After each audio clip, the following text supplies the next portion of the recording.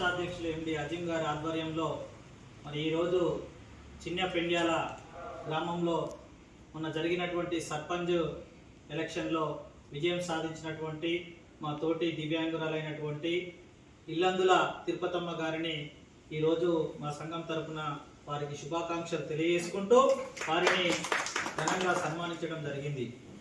రానున్న రోజులలో తెలంగాణ రాష్ట్రం మొత్తం మరి వీరిని ఆదర్శవంతంగా తీసుకొని అన్ని గ్రామాలలో అన్ని జిల్లాలలో ఉన్నటువంటి దివ్యాంగులందరూ కూడా ఈ విధంగా ముందుకు రావాలని నేను మా సంఘం తరఫున తెలియజేయడం జరుగుతూ ఉంది. ఎందుకంటే దివ్యాంగులకు అవకాశం ఇస్తే సకలాంగుల కంటే ఎక్కువ ప్రజలకు సేవ చేస్తారని ఈ అక్కను చూసి మనందరం కూడా గర్వపడాలని చెప్పేసి ఈ సందర్భంగా చెప్తా ఉన్నాం. మన తెలంగాణలో ఉన్నటువంటి దాదాపు 20 లక్షల మంది దివ్యాంగులు ఓట్లు ఈరోజు ఉన్నాయి. ఈ ఓటు బ్యాంకును గుర్తించి మరి రాష్ట్ర కేంద్ర ప్రభుత్వాలు మరి రానున్న రోజులలో దివ్యాంగులకు రాజకీయ అవకాశాలు కల్పించాలి. అదేవిధంగా రాబోయే రోజులలో సర్పంచులలో కానీ కౌన్సిలర్